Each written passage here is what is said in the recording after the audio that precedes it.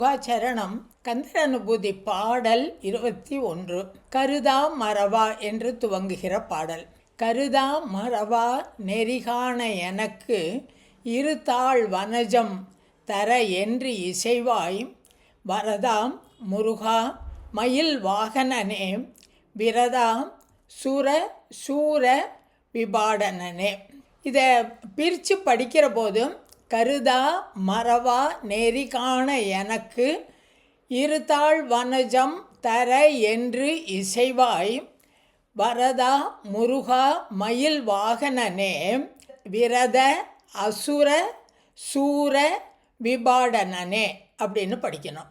விரதா சுர சூரன்னு சேர்த்து படிக்கக்கூடாது. இங்கே அசுரர்களை பற்றி சொல்கிறார். அதனால் விரத அசுர சூர விபாடனனே.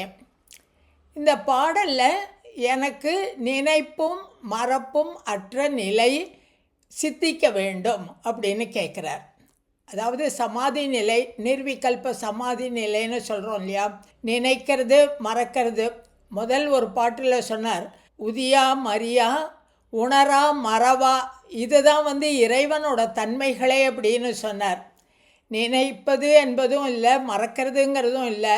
அந்த நினைப்புக்கும் மறதிக்கும் அப்பாற்பட்ட நிலை தான் இறைவனுடைய நிலை. அதைத்தான் இங்கேயும் சொல்கிறார், எனக்கு அந்த நிலை சித்திக்க வேண்டும். இறுதியாக அனுபூதி நிலையில் தனக்குள்ளேயே இறைவனை உணர்கின்ற தன்மை தானே. அந்த தனக்குள்ளேயே இறைவனை உணர்கின்ற தன்மை வரணும் அப்படின்னு சொன்னால் அந்த உணரா மறவா நிலை வர வேண்டும். பொருளை நினைத்து கொண்டிருப்பதும் கருதா, கருதானா நினைத்தல், கருதுதல் அப்படின்னு சொல்கிறோம் இல்லையா, அது நினைத்தல். மறவானா மறத்தல். நினைப்பும் இன்றி மறப்பும் இன்றி அந்த உயர்ந்த நிலைக்கு நான் போக வேண்டும். அப்போ தான் நான் அனுபூதி நிலைக்கு போக முடியும். ஆனால் அது யாரால் கிடைக்கும்? முருகா உன்னுடைய அருளால் தான் கிடைக்கும். அதற்கு இருதாள் வனஜம் தர என்று இசைவாய். அதற்கு உன்னுடைய 2 பாத மலர்களை எனக்கு கொடு. இருதாள் வனஜம் தர என்று இசைவாய் அப்படின்னு கேட்குறார். வனஜம்னா தாமரை. பாதத்தை எப்போதும் தாமரைக்கு தான் ஒப்பிடுவோம். உன் பாத தாமரைகள் எனக்கு வேண்டும் அப்படின்னு சொல்லுவார். பதமலர் சரண புண்டரீகம், தனிமை கண்டதான சரண புண்டரீகம்னு ஒரு திருப்புகளை சொல்லுவார். பதயுகள புண்டரீகம் உற்று உணர்வேனோ அப்படின்னு ஒரு திருப்புகளை சொல்லுவார். அந்த பாதம்ங்கிறது தாமரைக்கு ஒப்பானது. இதில் இன்னொரு முக்கியமான கருத்தும் என்னன்னு கேட்டால், இந்த 6 சக்கரங்கள் 6 நிலைகள் இருக்குது.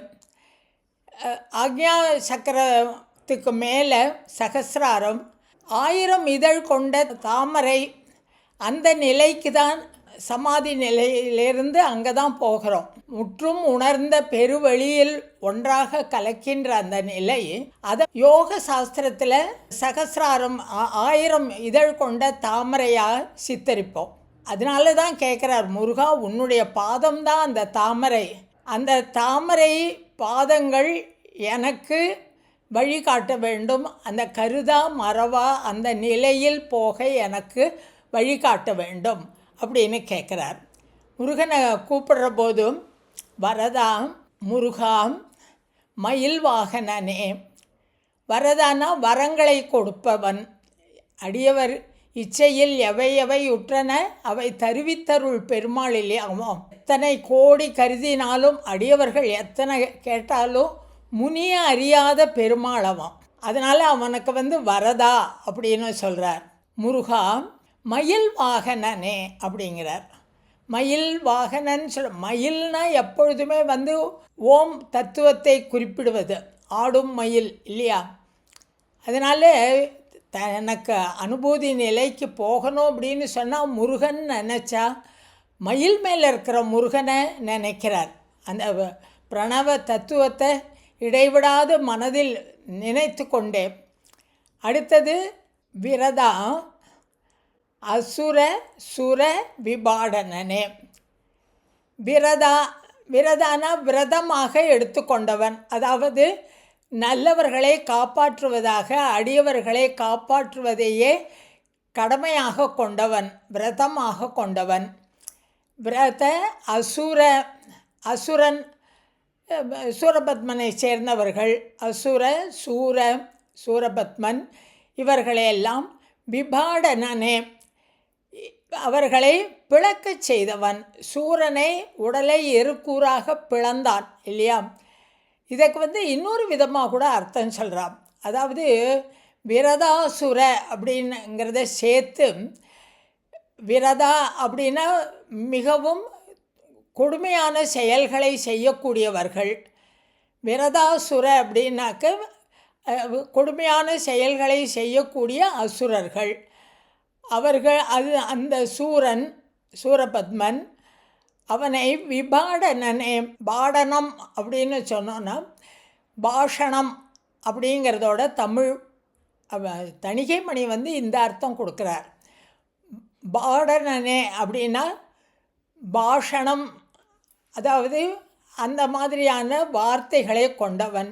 வீணா வெறுக்கத்தக்க, அவனுக்கு பயத்தை கொடுக்கக்கூடிய, அந்த சூரபத்மனுக்கு பயத்தை கொடுக்கக்கூடிய வார்த்தைகளை கொண்டவன் முருகன் அப்படின்னு ஒரு அர்த்தம் தணிகைமணி சொல்கிறார்.